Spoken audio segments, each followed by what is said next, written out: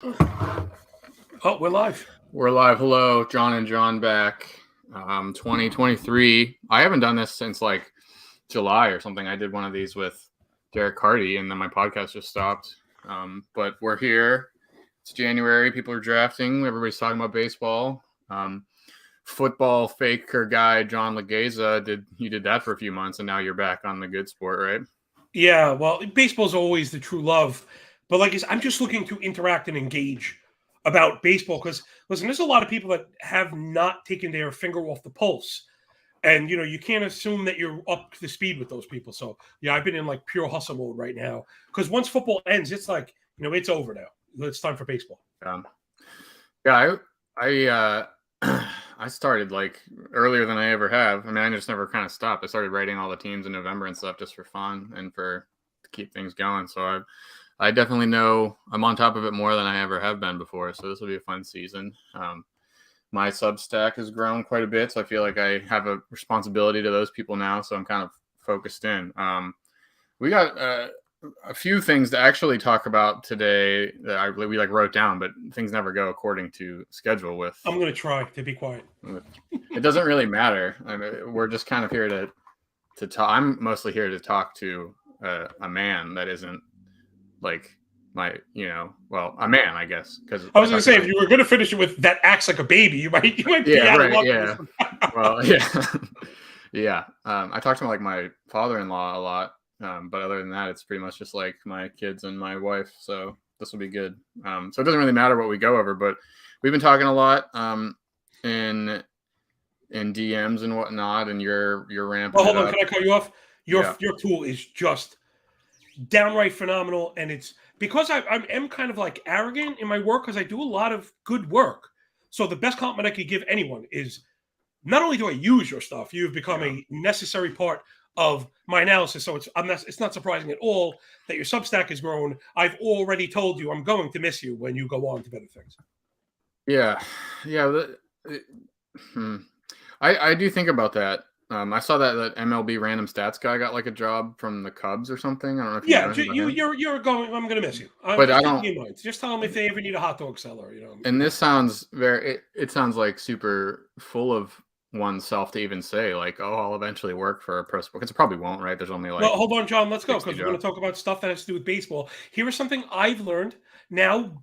Gosh, it sounds weird being in the industry, right? Quote unquote. But, it's, again, having worked for The Athletic, I've had some cool opportunities and spoke to people in the professional level, right? You know what I mean? That's what it is. And, yeah, they're not all run by very smart people. And I think that's part of the macro wave that's catching on is being smart helps you run a sports team, as stupid as it sounds. And slowly but surely, teams are catching on, but I think they're also learning it takes a lot of smart people. So there's actually a demand for a lot of smart people. Like there are teams that what I'm getting at is we think because they're billion-dollar companies are being run by geniuses, and it's no. A lot of these people are not. A lot of them are really stupid, and there's a lot of nepotism, and they're not very bright. They're actually very stubborn in their way, And as they learn, people like you will be getting hired. One of the biggest things about growing up, like when you're a kid, you think all the adults know what they're doing, and then when you're like a young adult, you think the people that should know what they're doing, and then you realize that nobody most of the time knows what they're doing. I think the next step, and this is what I've been noticing, and I hope I notice as I make that next move, is once you become the person that knows what they're talking about, you become that next level. Like that's all it takes. That's all it takes. Like whether or not it's legit or not is something totally different. And that's why. Whatever, if people are wondering, because I get a lot of questions about like cracking into the industry and trying to do it. It's very difficult, almost I'd say impossible, especially if you're not creating your own stuff. And I think, you've brought value to the market with your tool. My handicapping model, gosh, I must have 2,000 hours of work on this thing already at this point over the years, battle testing and back testing and all this stuff. You got to do something new because you're not going to make money in this doing player ranks, or 3 breakout hitters, let's say. What's exciting, and maybe will be an opportunity, and I'm wondering what teams will do. This AAA is having StatCast data next year. The Pacific Coast League had it last year, or for the last couple of years. But now the International League, which is like the other half, is having it too. So I already have a Tableau dashboard up to get all that savant data. So I don't know what do teams have these tools already? You think are they like scraping because the data is free? Not all the parks do. Dude, there are teams that still don't necessarily believe, like believe in math and science, like they don't believe in math, and there's a true element of irrational stubbornness, right? That sometimes is tied to successful people because they figure like I'm here and I'm A. And this is B, and I'm not B, so that's not successful. It becomes very weird. Like the line of thinking becomes very, very acute. I guess I don't know. It's weird, but I don't know. You have to know this stuff, and I think the first thing I'm thinking of was I'd be curious to see how the two leagues align because we're a lot of times told not to trust minor league numbers because that's the PCL, and I don't claim to know a lot about minor league. And as far as fantasy, I generally let minor leaguers frustrate owners, get dropped, and that's when I get into them. I don't like to pay premiums for the unknown because of things like that. We've been told, the guy in the PCL, the pitching is not any good, and everybody hits like that. It's all cores. Yeah. So it'll be interesting to actually kind of quantify this. And you might find if the average, all the EV stuff, all the underpinning stuff is that disparate. We maybe actually go quantify this for fantasy. Could be very helpful. Some things I did a post on Rotoballer about that. Using the data we had to see, find me the players that had enough data in the minors and the majors over the last 2 years and compared how things correlate. And most of them do. Like if your strikeout rate and your walk rate, it's pretty dependable, right? Like you're not going to go from a 30%. If you have like a 15% strikeout rate in the minors, you're just not going to go to like 30% in the majors, right? Like you'll come up a few points or 5 points or so, but. To that point, the players that do oftentimes present a buying opportunity for me. Right. Yeah. So because I believe in the stabilization of a disciplinary approach, when they come up and you see that particular outlier, again, it frustrates people. They drop prospects because they pay too much. You know how it goes. Sometimes guys get demoted. You can't hold them. But if that was at the root of it, a lot of times I'll be willing to reinvest on what I hope is a correction for something that I truly believe is a skill, right? Like I actually, as I boil down all of my work over these years, disciplinary stuff for hitters is at the core of everything that I do, Yeah.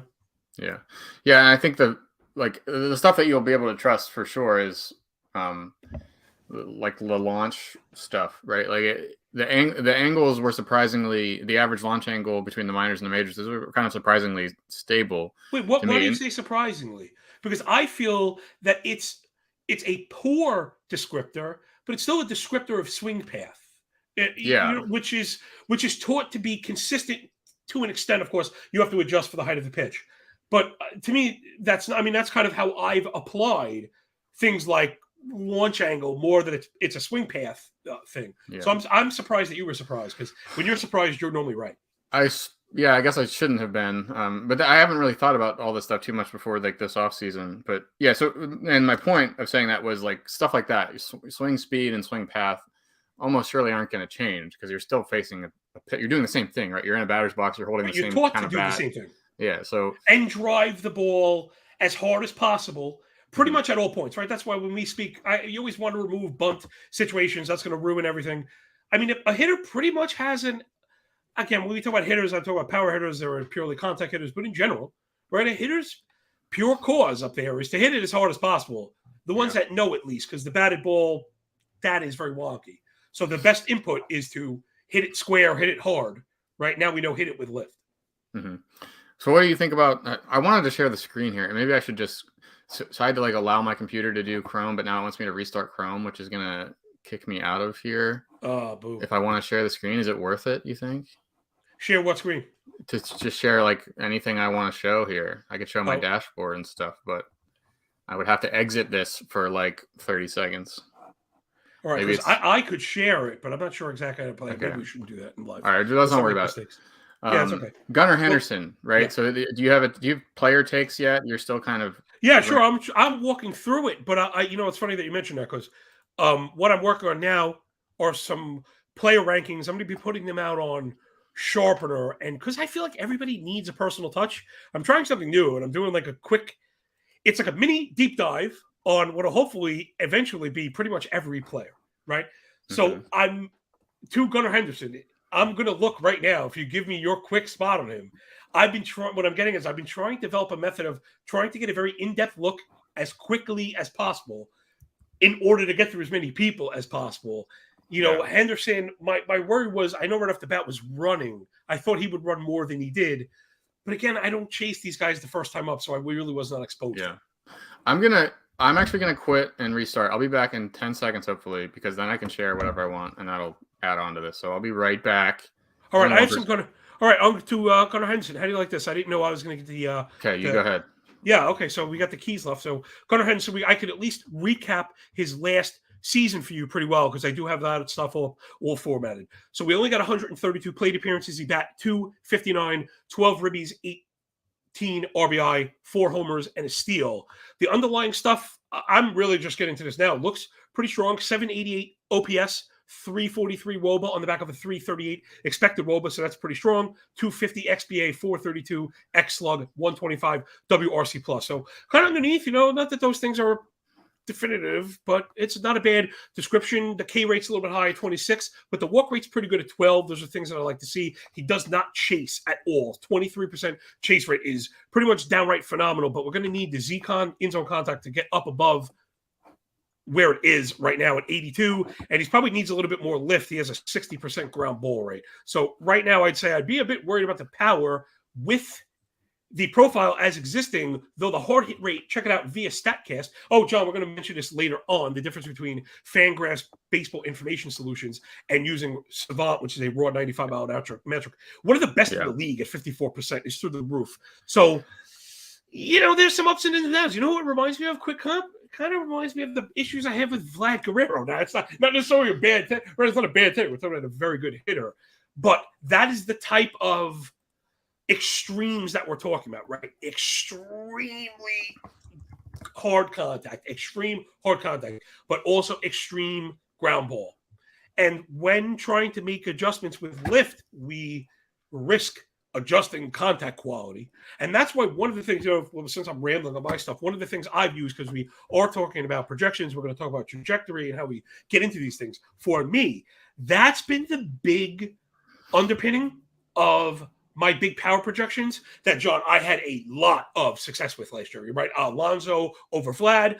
I had in my video series Austin Riley repeating and getting MVP votes. People thought I was engagement farming.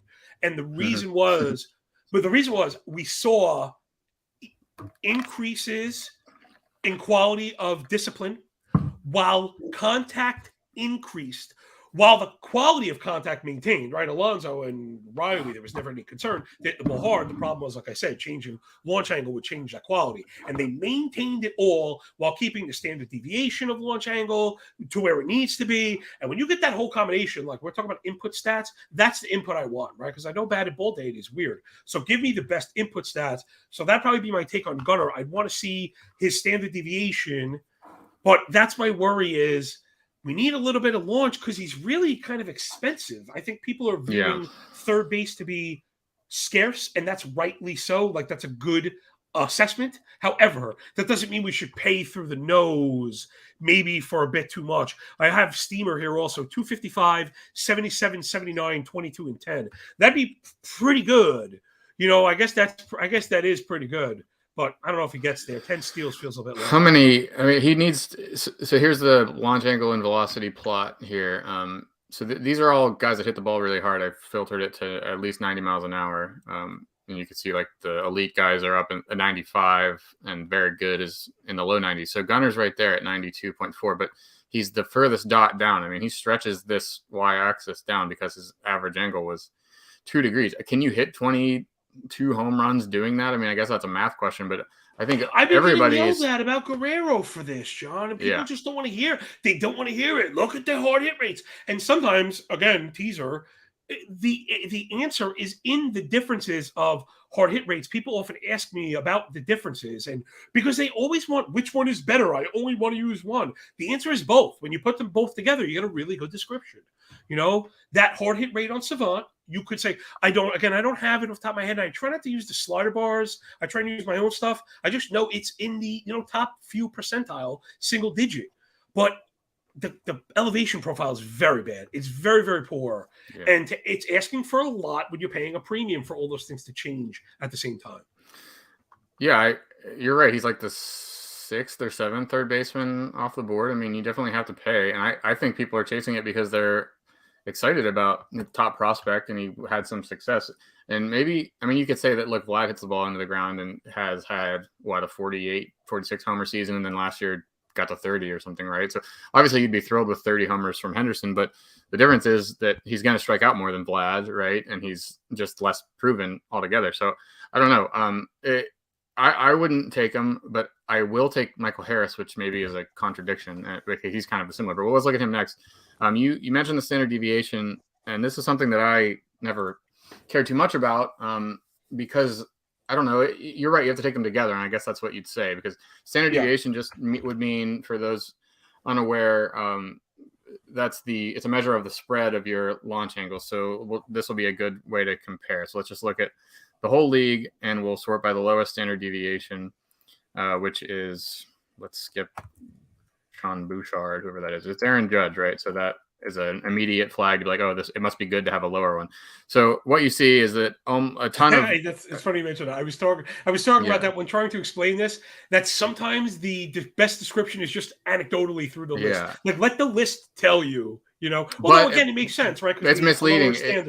It's misleading in this regard because you can have if you have a consistently bad launch angle, then you'll have a low. You said that already. You said that already. It takes right. In fact, and also, man, again, John, I love. Let me finish my. Let's just walk. All right, go. So most of Aaron Judge's batted balls were between 0 and 30 miles an hour, right? Like, and they're highly concentrated right here between 20 and 40. So they're tight. Most of them are going to fit into this window.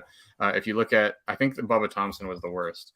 And you see like this crazy spread. So like you see he hit a bunch of balls under, well, not a bunch, but he didn't hit many balls. But so the small sample kind of hurts him here. Yeah, I think. But look, he had 7 under 55, and then a few over 40. It's just these bars aren't concentrated anywhere. So that's just there's an explanation of what this is. So what you want, right, is you want a good average, or do you use average or median? Do you have a preference there? I have them both. I usually use average because that's what I have handy. Again, now you've provided your wonderful tools, now providing something that is not necessarily available, right? So even for somebody like myself who's involved in this stuff, you kind of take what you can get. So are you using average? Should we be using median? I don't know. But probably in this regard. So the reason that you would use a median over an average is if there's massive outliers. Like, so if you're looking at, like, if you take the distribution of everybody in the country's net worth, you would want to use a median because there's that guy that's worth $1 trillion, which pulls the average way up. But it doesn't. But that's not true here because the highest. Right, you can't have a negative 4,000 launch angle. Right. So it's probably the same. Average is probably fine. That might be what I prefer. So you're looking you want like a low 20s standard deviation, I guess, or mid 20s. I'm usually I've been going with 28 or below has usually been my standard. Anything at 28, and again, I'm following along as you go, but I off the top of my head, that had been my reference point. 28 and below is considered very, very good. Anything between like 30 and below, I'm not like overreacting. And above 30, and especially we see guys into the mid and high mid 30s, let's say, that is a pretty wide ray, right? Because that's what we're talking about, John, right? We're talking about rays off the bat. And we want a tight, a lower standard deviation is a tighter ray. And we unless you're Garrett Cooper at the most optimal angle. That's what I wanted to finish with Vlad. Yeah. And that was the problem with Vlad. And it's funny. It was like part of the problem with Vlad is that he's so good because he's so consistent in the way that he's hitting the ball. You need a complete overhaul, and there's no way to say he's going to do it. You mentioned that season he had, the 48 dongs. Dude, he was crushing in like these imaginary ballparks, right? They were playing in like out of the country and in AAA parks and stuff, and it's just not realistic. That's not a way to look forward on it. Again, he's so good, but so that was such an easy one. People say, and people have said this, and they say that about a lot of players, and it's probably true for a lot of players. We don't know what the teams want, but for Soto and Vlad, those are the two guys that are like elite hitters, all-stars every year, MVP favorites every year. What are the chances that they're changing anything? Almost certainly not, right? Why would Vlad want to try to, let me try to raise my average launch angle up 10 degrees this year. Why would he do that? He already has all this success the way he goes. Why would he change anything? So I would imagine that this sticks around for this foreseeable future. Do you agree with that? Well, I think it's intuitively it would have been yes, except digging into Soto, I was researching that he did try a new approach with San Diego, but he might not be the best case because he didn't get results. Okay. Right. So let's see. So we in the tool we can do that. We can look at Washington here. No, we got to get rid of that. I mean, he batted 231 in the second half. So here's Washington, 8 degree average, and then San Diego came up to 11. So yeah, there was a change there, and it didn't go as well for him. So maybe he does revert, but I don't know. I don't know. I just think great hitters, but I think that if you're talking about the offseason, what these guys are doing right now, Gunnar Henderson, Michael Harris, rookies that came in and just hit the ball into the ground but had success, they're probably looking to like, okay, if I really want to take the next step, I got to hit the ball in the air more. Vlad and Soto, I don't think so. I don't think they're going to be focused on changing anything because why? If it's not broken, don't fix it, right? Like why? Right, and Vlad still hits home runs. Like he still hits home runs. Yeah, but it really, I don't know. It's. Yeah, we end up spinning off into when people are looking for home runs. A lot of times they just kind of auto-regress fly balls. And I think now we have a little more data. And everybody just needs an individualized touch. So, yes, regressing fly balls is going to get you the right answer more than not. But generally, we're not talking about huge macro league-wide numbers. We're talking about player A and player B. And in that case, right, it becomes more granular than that. Okay. Here's another good thing you do with the tool. So I sorted the whole hitter page to 400 plate appearances and a ground ball of at least 50%. And then you can see like, okay, here's a subset of hitters. All these guys have ground ball rates over 50%. Only Vlad was able to get anywhere near 30 home runs, right? Like, you see the rest of these ground ball hitters. It is tough to hit. Well, without the plate appearances, no, he'd still be short, I guess. Right? Yeah. So you can see if you're projecting and you have to, it could certainly happen with Michael Harris. Michael Harris is another guy who had like a 50-something% ground ball rate. You really can't project them for 30 home runs because you can just see here how hard that is. If you're hitting that many balls on the ground, most of these guys are in the teens in home runs, even at the best examples. To him specifically, we have that data. Again, you were mentioning some more advanced data, but Fangraphs has the simple elevation stuff by season through rookie ball. Ground ball rate, Michael Harris, 46, 54, 50, 46, then 56 in the majors. So, like, okay, is it going to drop? Like, he's to drop a ground ball percentage by 30%, not 30% as the raw, by 30% and drop it down into the 30s. You're talking about a complete overhaul for a guy that already has split issues. And I think that two-hole spot that everyone is in love with, I think, is under threat, at least on the short side to Ozzie Albies. I think as good as he was, he'll get the lion's share against righties, speaking of Michael Harris. But, yeah, there's I think that's been the running theme of the rankings, doing a lot of flawed profiles. And I've been pushing hitters to the very top where I can in drafts thus far because of that.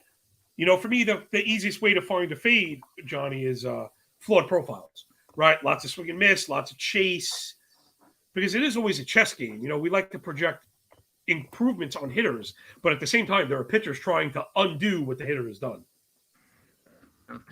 Yeah. So I've been in on Harris and out on Gunnar, and that doesn't make a ton of sense. So maybe I need to back off on Harris. Well, speed can answer your question. The steals are there. Yeah, the steals are there, and the lineup is a little bit better. And if he's hitting 2, which maybe that you can't take that for granted either, because people are just assuming that Ozzie Albies is going to hit like 7 or something, and I don't know why they wouldn't start with Albies. Isn't the split like again? You're right. Well, I think you're right because we should not project our execution right onto major league lineups. That's a good way to get in trouble. However, man, it's extremely stark. I just happen to have this right here. Okay, so Michael Harris, 2, very good against righties. I had 943 OPS, 161 WRC plus, pretty good. Left-handers, 649 OPS, 80 WRC plus. And if I'm not mistaken, Albies is just like the perfect flip side of that. And he's hit 2. It just feels too natural that they won't share the 2-hole. Yeah. So line share to Harris, but even still, you got to be careful. That is going to cost him some runs if that's the case. Yeah, and Harris, I don't know I'm pulling up the splits now too. This plate appearance stuff. I mean, you're talking about 135 plate appearances against lefties, so you're really cutting down a sample there. So I don't know if I believe any of that, but yeah, 30% strikeout rate, 66% contact rate. Those stabilize pretty quick. Well, so bad John, news there. Right. I guess I didn't mean to say he can't hit left-handed pitching. He hasn't thus far, and his competition is a player that's been drafted in the top 25 overall, right? Yeah. So this is not like a wishy-washy lineup. The Giants are moving Lamont Wade and Wilmer Flores in and out. Ozzie Albies is a very good hitter. So if it continues, I think what I should say is, right, if we see continuation of what we've already seen, I don't think they're going to let him ride it out with Ozzie there. If anything, the dark horse pick, John, might be that Harris just starts to. What if he's a 9-hitter? Yeah. Right? What if he becomes that circular, right? When they talk about the circular lineup and the turnover, what if Harris just becomes like the best 9-hitter in the league? All of a sudden, it costs you that's 35, 40 plate appearances and some runs and stuff. We just got to be careful with lineups. That stuff can definitely get you in trouble. Yeah, that hurts a lot. It's a big difference hitting 9 against hitting 2. So you should be careful. I did something at the Athletic for that because I mentioned it. Rob Silver, who I love because he and I it's weird. We tend to disagree, but that's why I like it so much, right? He challenges and then he validates. So I'm a fan of his. But I was mentioning lineups and he told me not to Dreamcast on it. I ended up getting stung, but it sparked the idea of like, wow, how many plate appearances is that? Because I wanted to know when I went up against him, what does this bad projection look like? And it hurts. It really hurts. Yeah, I have that all, and I could look that up, but it's okay. We can skip that. I had to do that I made projections this offseason, hitter projections, so I had to figure that out, what kind of percent boost in runs, RBIs, plate appearances to give if a guy is hitting second against every other position. Deal. So, yeah. Big, all right, deal. We wanted to hit this. This isn't going to be super interesting, I guess, but good. That was a really good lead, man. Yeah. Wow. Everyone can just go tune out. I mean, there's still just one person watching, but maybe hopefully people will watch later. We have this, and this is good for people to know because if you're looking up baseball stats, you're probably going to either Fangraphs or Baseball Savant. Everything I do, all my dashboards and tweets and stuff are going to be from Baseball Savant. They judge ground balls, line drives, fly balls differently. I should have looked this up a little bit closer as terms of how Fangraphs does it. I don't know if you know, but I think for a long time at least, it was pretty much someone in the ballpark watching a play happen, and then they type in, okay, that was a line drive, that was a fly ball. I know how. I think it's a mixture. I think it's a mixture. Okay. I believe they use hang time. Okay. As part of a proprietary mix, along with a subjective watchman, let's say, watch person. Okay. And the guy that we started talking about this is because last Sunday, while I was at church, you were blowing up my pocket, which is just like unforgivable. Yeah, I would agree. It's unforgivable that you had your notifications on in a holy place. Yeah, I might have been in the bathroom or something. You're right. So maybe I can eat that one. But he can see you in there too, buddy. Just so you said, but I'm in the building. I got there, so I get credit. I'm in the building. Yeah. Nolan Arenado, you said, what's the deal? Everyone has him with a 50% fly ball rate, and your dashboard has 29%. And well, he's right. He's known as an extreme fly ball hitter. Look at this freaking difference, though, man. I mean, you're going from 50% on Fangraphs, and it's true for Ramirez, Santander as well. That's a massive difference that so many of these guys, and this really threw me off. They're all being taken away from. I mean, okay, so he's got 3%, well, 2.5% more pop-ups on Fangraphs, 20 points more in fly ball. The ground ball is the same. That kind of makes sense. Ground ball is pretty easy to tell. And then 6 points. So do these even add up? I mean, these should add up to 100%. Well, Fangraphs, I know for a fact, lines up the 3. In fact, this is a good piece of info for people. Okay, this adds up to 106. There's a problem with Fangraphs. This is legit Fangraphs data here.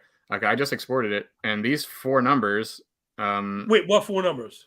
The Fangraphs, the line drive, ground ball, fly ball, pop up, they add up to 117%. But it should add up to 100%. If we look at Savant. Yeah, no, fly ball. No, dude. It's adds up to 100%. I don't think that's how they do it. I think it's LDGB, FB.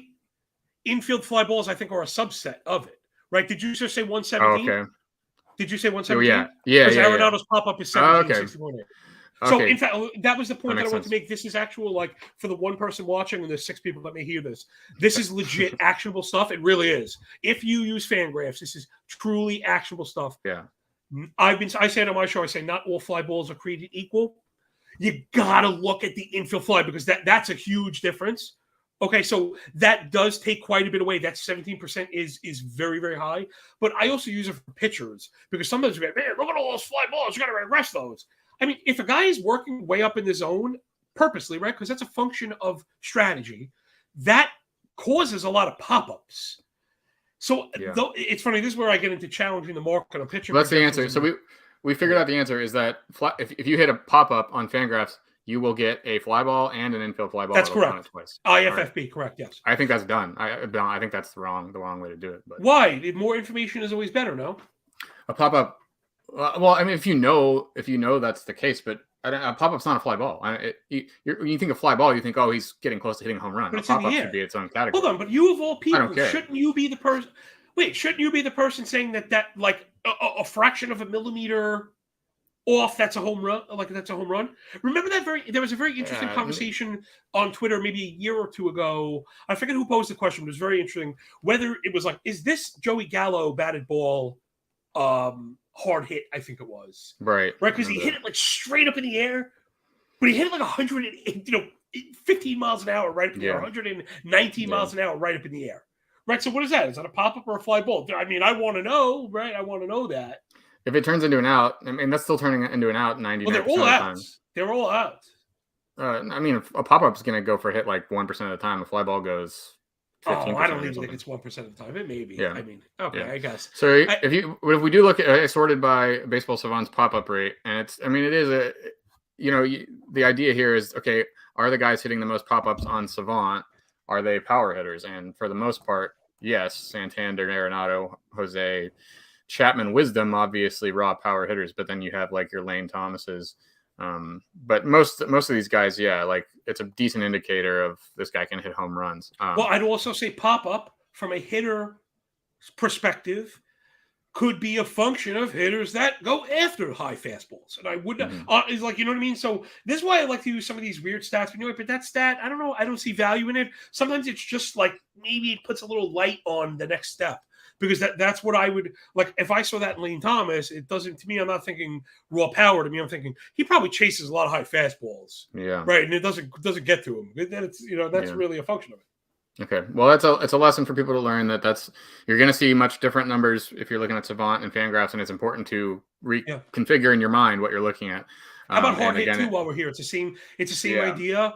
Hard hit, everyone on Fangraphs is the same idea. A proprietary blend with a subjective element, which I think matters. And Savant is if it's 95 miles an hour or more, it's raw 95. Yeah. And the answer is always subjective. The answer is always to use both of them. But that sparked a huge thing for me because it was on consecutive podcasts that people were making the opposite argument for the same player.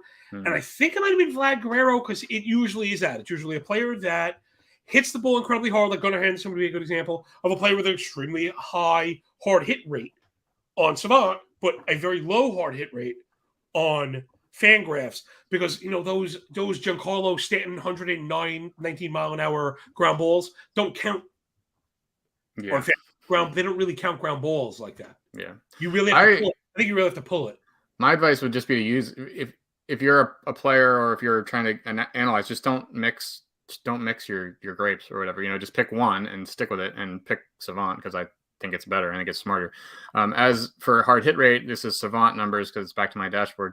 You get into a little bit of trouble here if you sort by hard hit rate and draft guys, right? Because Yandy Diaz will be here every single year with his 9 home runs and almost a full season of play. And that's probably just what he's going to do next year too, because he's been doing this for years. Barrel is probably a decent descriptor, right? Yeah. Like a quick replacement for that, because all Fangraphs is supposed to be doing, opposed to the raw metric, is just adding a bit of lift. Yep. So if you went hard hit rate plus barrel, that's probably the same type of description as using the 2 hard hit rates. You're kind of counting it twice, so I think you could just look at barrel because all barrels will be hard hit. So I don't. But the question is, okay, no, I'll give you that. You're right. When you're right, you're right. The question is with like Gunnar Henderson, for example. I don't know how many plate appearances he had. He's going to be up here. And I think I said 162. It's not a lot. Okay, let's take Michael Harris because I saw him. So he's at 45% hard hit rate, very good. The ground ball rate is 56%. You would rather have a 56% ground ball rate guy with the hard hit rate as compared to a 35% hard hit rate, right?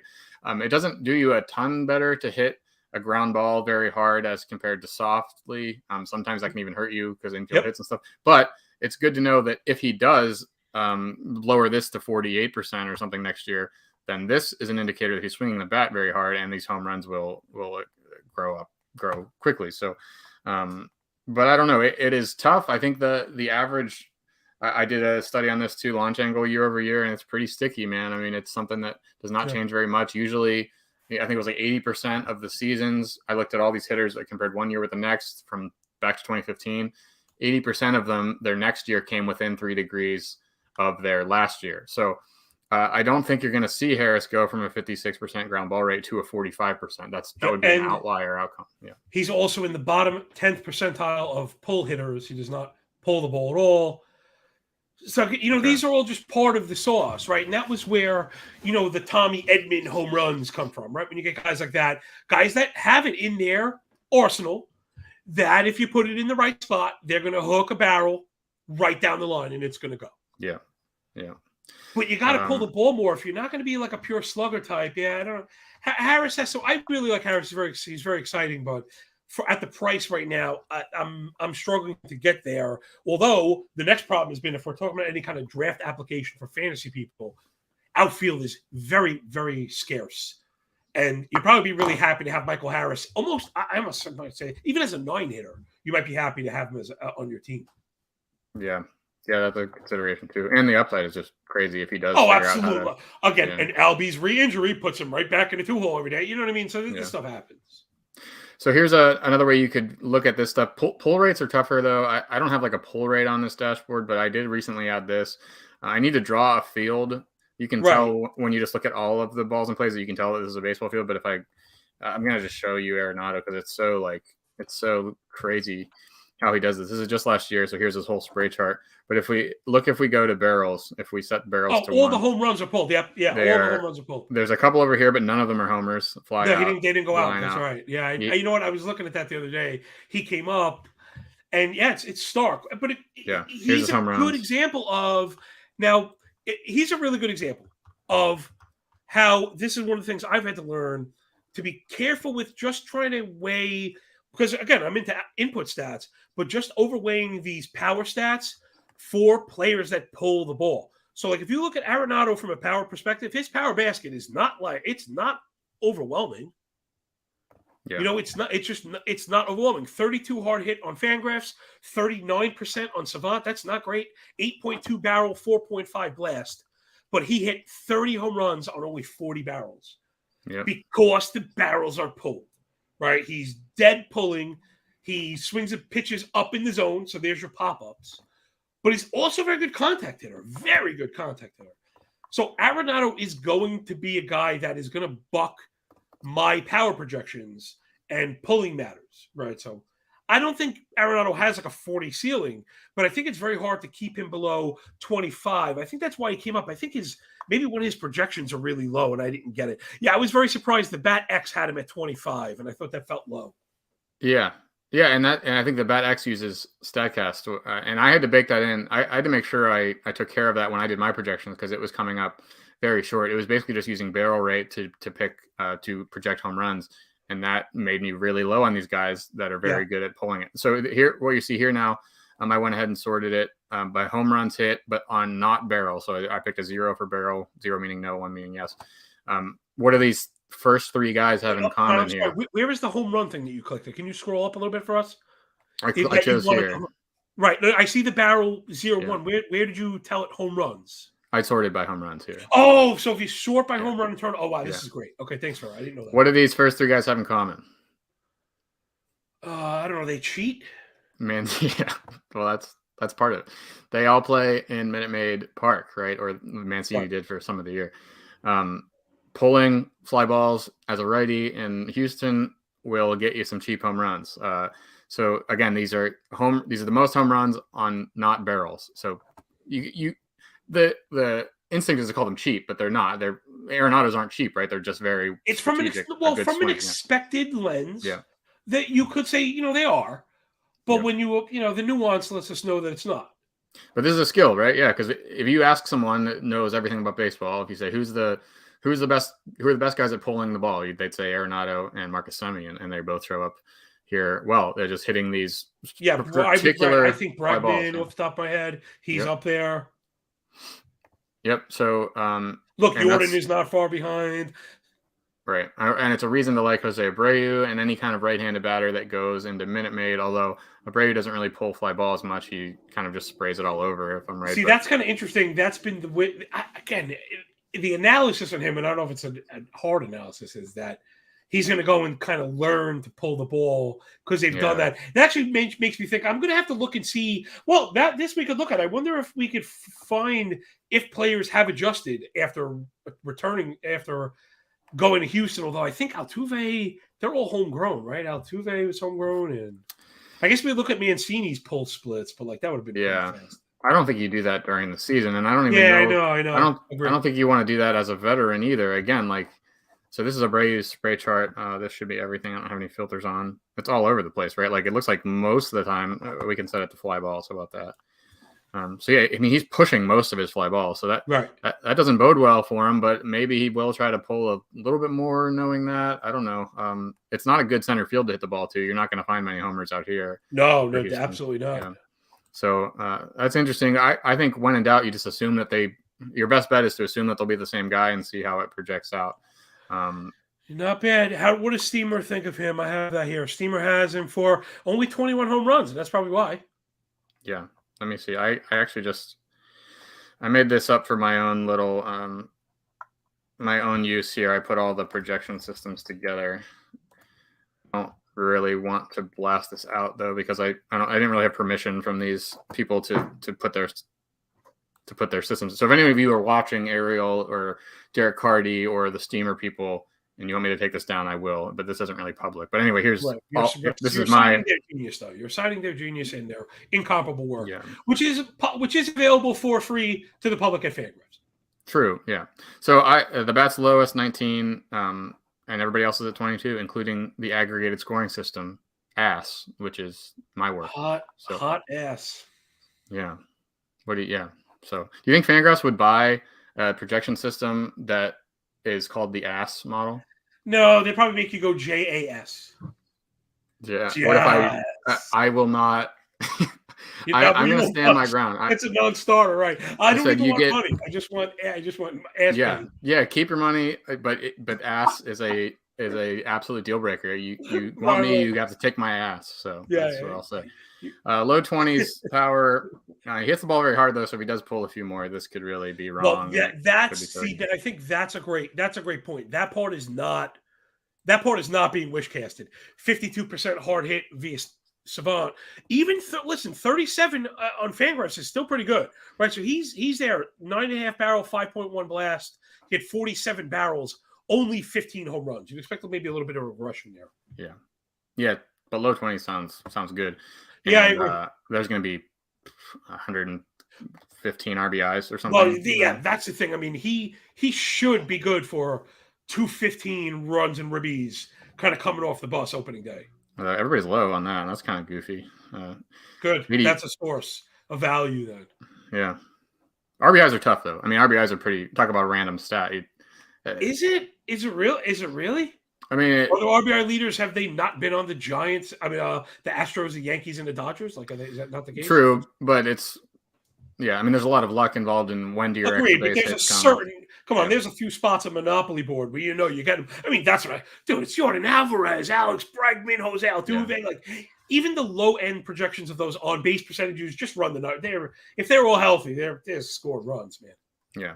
So they never strike out. The way I did it, I don't know how other places do it. The way I did it, it's kind of interesting to talk about. I think the math of all this is I projected the skills first, barrel rate, strikeout rate, in neutral situations. I got rid of the park stuff with some math or whatever, and then I layered on the park stuff and all the other environmental factors. And I found out how many total bases I was projecting everybody for. Then I looked at their lineup spot and their team, and then I gave boosts up or down based on those two things. So basically, it's a multiplier. It's total base projection times what the boost you get for the lineup spot you're projected to be in times the boost you get for the team you're on. So those two things are certainly working in everybody's favor. Yeah.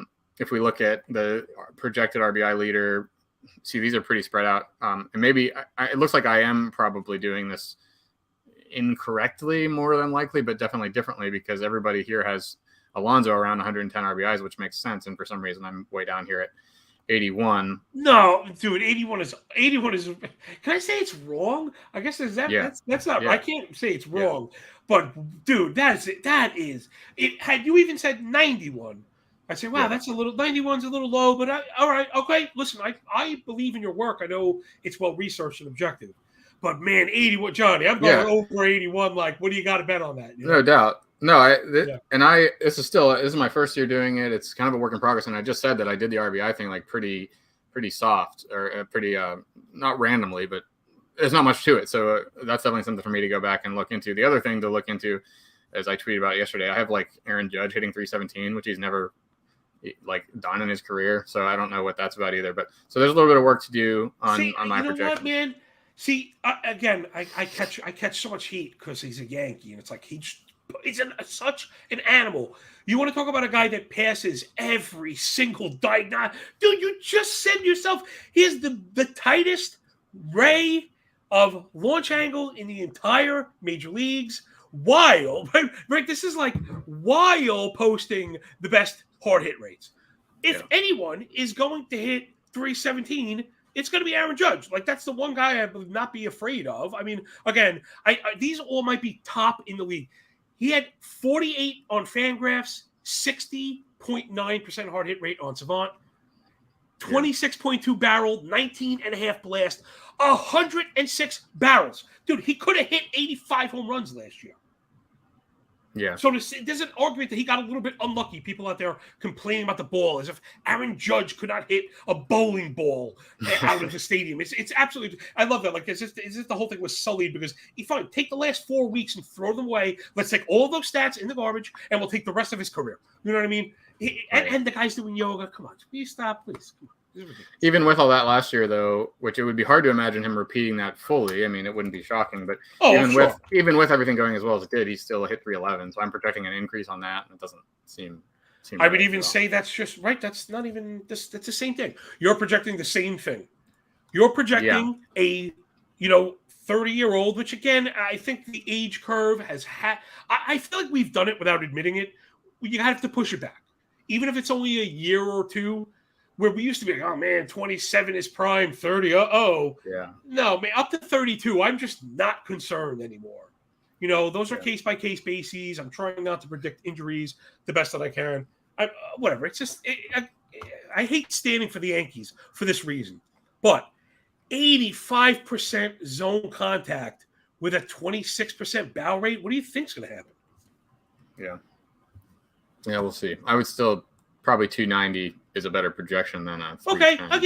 Again, yes, it is. Yeah, it is. Fly balls just don't go for hit. If a fly ball doesn't leave if a fly ball doesn't leave the park, it's usually caught. So you don't get a lot of singles and doubles on fly balls. Well, yeah. Well, again, doesn't that come down to some of the diagnostics, because there are balls he puts in, quote unquote, the air that no one is getting to. Yeah. You know what I mean? So it's. How many doubles? He had 30 doubles, 28 doubles last year, 28 doubles. So I mean, so I thought it was going to be a little bit higher than that, frankly. But I guess so many of them will go over. Oh, so right. So many of them went out. Okay. All right, he sucks. You're right. He sucks. Downgrade average Judge. He's terrible. How about steals? Do you have any feet? I'm in a couple drafts now, and last year it was like get steals early. That's super important. Yeah. This year I don't know, because the steals are going to come up. Like I have no problem saying that confidently with you think so? Rules. It just makes if the pitcher's not going to throw over as much. They're allowed to throw over twice, right?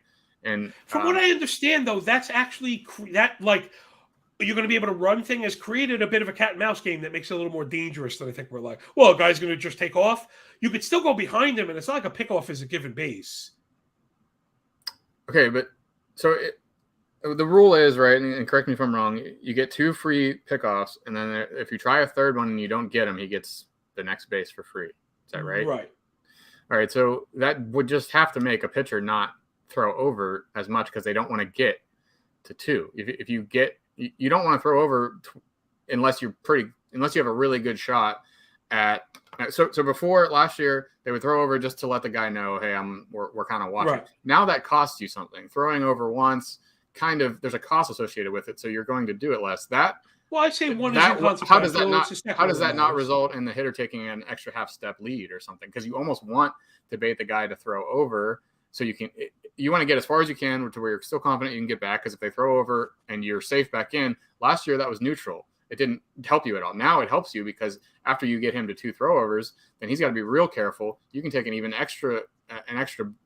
another step to your lead. Well, you still risk a pitch. You still risk a pitch out. It's not like a stolen base rate is high. But a pitch out has a consequence involved with it too. The pitcher doesn't want to just pitch out. Oh, absolutely. Absolutely. So there's more cost to the pitcher for being careful, which means they'll be less careful, objective. Which means so. And we saw it in the minor leagues, and I know it's not a perfect thing, but I mean, it still went up 30% or something. I projected 10%. I just kind of took. I added like 10% to the attempt rate and a little bit to the success rate as well, because the bases are bigger too, and that makes a little bit of a difference. Also the pitch clock. I don't really know how that would work, but we don't have to get into that. Anyway, so you're less on the train that steals will go up. Let's just. Well, I feel like they have already. So I've made the adjustment. I think the adjustment you were steering towards, I've kind of made that already. Where power for me is harder to find. That's become the priority. Okay. Where steals, more people are stealing, and even if it stayed the same, I think it's up. So, you can. Let's say that we know the steals will go up 20%. My question then is, okay, because a gut reaction is like, well, I can get steals later. I don't have to worry about them early on. But it does it push everybody up the same amount? Because if every single player adds 10% to their steals, then there's nothing changes. The premium. But did you hear the study? So I just heard Jeff Zimmerman talk about this, and this is I'm going to oversimplify the result. Though the totals went way up, the leaders regressed back down. Like really? It's not like outlying leaders. The guy that stole 40 didn't steal 65. The guy that stole 60 went back to 48. Normal regression. Okay. So normal regression on the outliers greater than sign this rising tide, let's say. That makes some sense because those guys were going. The leaders are going anyway. They're going every time anyway. Right. Yeah, there's no more opportunity for them to have. Right, yeah. Right. All right. So and that's what I thought. So don't pretty much expect the same from. Although I don't think Trey Turner is a guy that was going every time anymore, but those guys, John Birdie and stuff. But my best take is this: the only change I'm making is I'm not going to be taking terribly flawed hitters for speed. I think, and that's like the fair. Yeah. I feel like that's the fair. So I of course I want 5 category hitters in the first. I'm not going to take Yordan Alvarez over Jose Ramirez in the first round. You know what I mean? But you can take Yordan in the first because I think there are enough steals later on. But I don't feel like you need to take hitters that the guys that we think could get benched. The Miles Straw type guys, which I know I was standing for him last year, but I was standing for the quality of hitter that he was and the potential. Although, which is funny, if you look at the way Miles Straw closed out the year, like from September on, those last 150 plate appearances, he did all the stuff that he did the entirety of his career coming in, the stuff that I thought he would be, which is like, a 300 hitter, a 90-run guy, 35 steals, the things that I thought you could plug in because they were scarce. But now I wouldn't bother with rabbit types. I was off that last year anyway. I wanted to get steals from guys that can do other things too. And you should. So yeah, you're right. My top. Let's see. We can probably wrap this up. I'm in a draft right now. I just took Yordan at number 8. What do you have a top 10, or we can just look at this? Yeah, I have a top 10. I have a top 10. Let's go through our top 10s. I would start with Jose Ramirez as my number 1. I'm gonna have to do this on top of my head, but who's your number 1 if you have the first pick? And I have it. I was looking to bring it up. Oh man. I think this is it right here. I have mine too. Yeah, at the top for me, it's I've been hashing back and forth, but I think for me, I think it's Jose Ramirez. The thing that tips the scale is the third base eligibility. Yeah. Okay. It's so scarce, the position. And I love Austin. Really great. I love Austin Riley. Yeah. But what they contribute is totally different, right? To get 30 potential steals from a guy that won't kill you in average and could hit 30 home runs and 200 maybe plus runs is just at a really tough position is just such a fail safe. So for me, it's Ramirez. Okay. How about my two? I kind of I didn't want to do it because I will always err towards give me the bigger sample, but I put Julio Rodriguez over Trey Turner because a little bit of the positional stuff. If you're in a 5 outfielder league, that gets pretty tough to have 5 competent outfielders. So I gave Rodriguez the nod. He certainly has more power than Trey and can be right there with him in steals. Yeah. My number 2 overall player would be Julio Rodriguez from the Seattle Mariners as well, for all the reasons that you mentioned, I think.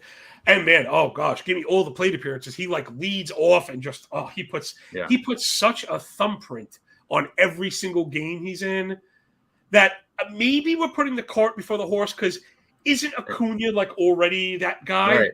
Yeah. But the way Julio runs has the chance to be a real deal breaker that even if you miss on the complementary pieces, you're going to be able to get to that 85-90 steal mark because, listen, he is the best pop we've had for a 40-40 season in a while.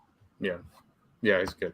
But the league might adjust back or something. There's always that in the back of your head with a guy that's seen only 1 year in the league. But he's my number 2. Then I have I went Trey Turner, Kyle Tucker, and then Aaron Judge. How about you? 3, 4, 5. I have Turner. Oh, no, I have Acuna. I have Turner, and then I have Aaron Judge.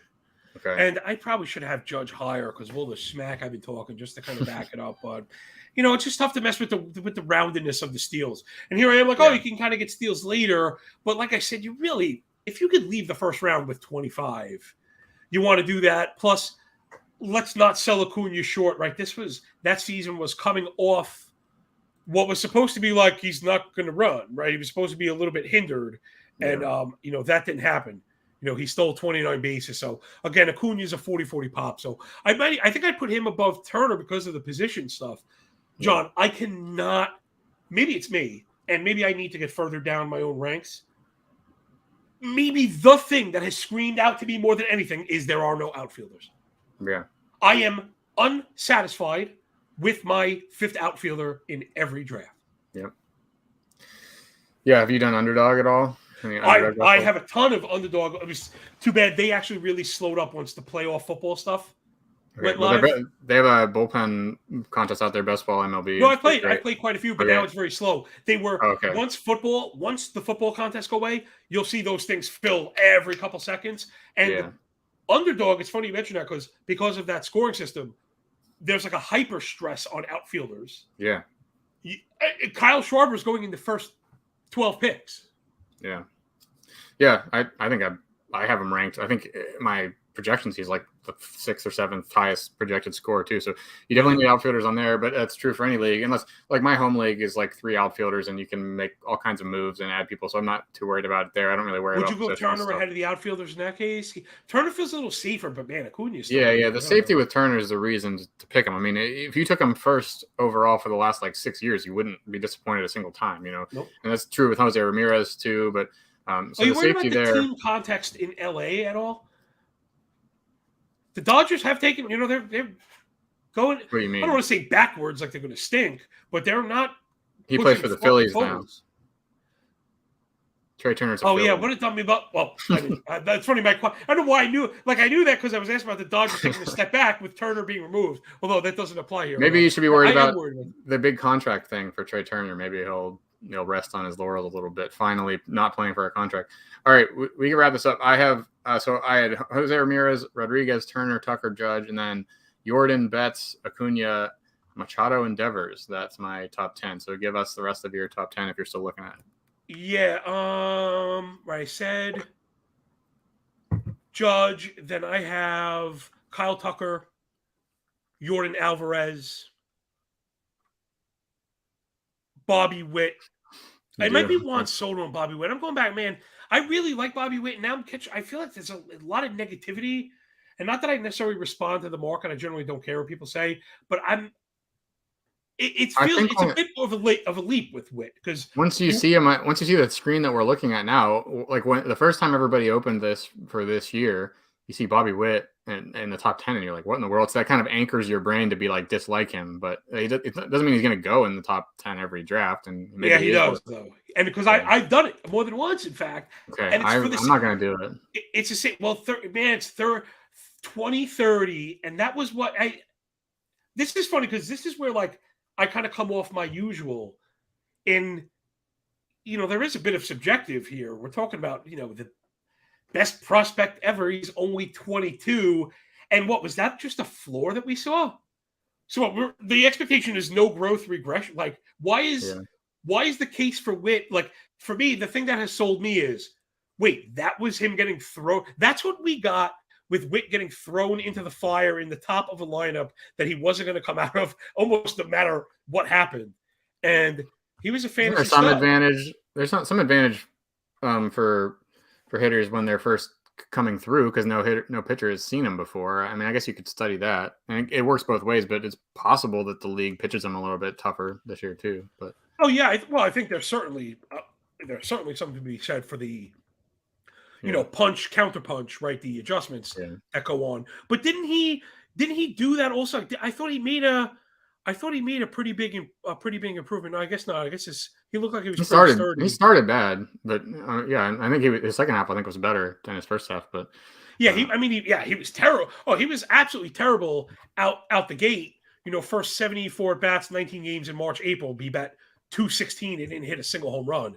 So, I don't know. I just think if 2030 is a floor from the third baseman. Mm-hmm. I love having the one keystone steal guy because again this is not a rabbit. This guy does everything, and with the downgrade we've seen league wide and average, again if he hits the same 250, he didn't hurt you. Yeah, and he's crazy fast, so the steals are less likely to go away for a guy like that who just has that. He does it with speed, not as much with timing or whatever. So that's fine. I have him at 14. Maybe I should move him up. Actually, I'm looking at my original rankings I did here, and I have Ozzie Albies at 13, and I'm sure I'm the highest person ever on Albies, and maybe I should bump him down because if I thought he was going to hit 7th or 8th, I wouldn't have him there. But man, he's just like such a good value right now. People seem to have him returning to the player he was. He's a 23 guy, also. Why shouldn't you? Well, I don't think he's ever stolen 30 bases, but he's like an easy 20. I don't know. But he's another guy that just like is so solid, so young. Does a little bit of everything at least, and he has the potential to do a lot of everything. I should have said 25-20. Yeah, well, he had a 30 in 2021, right? 30 homers, 20 steals. He went 30-20. He went 30-20. That's sick. So then even some projection systems, listen, if you get 21 and 18 like the bat has him for, I'll draft him in the third round every time. His let's see where's he going? I mean, look at this. All these. I've seen him drop near pick 50. Min 23, max 77. That's a huge spread. Because of people like you. Well, I think, and that might be me. But it's the truth. Listen, that 23 might be me, honestly. I think it. Well, that's funny. The guy, Well, no. Your draft would have to be done. I think these only drafts that are finished. Yeah, no, I like a gladiator draft in December. I took him in the third round. Oh, I've been trying to only look at draft champion ADP right now. Gladiator really skews rookies, and it really skews kind of injury guys and stuff.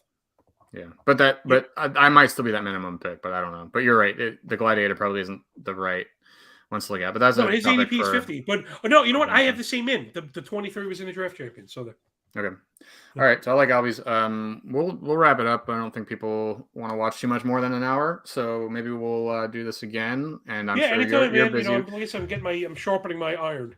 You do. I saw a video about Alek Manoah yesterday. I watched that. Are you doing daily stuff or what? Should people right now, I'm working on that big rankings release, and in the meantime, I'm trying to get 1 or 2 deep dive videos out a week, and then a counterpoint podcast or 2 out a week.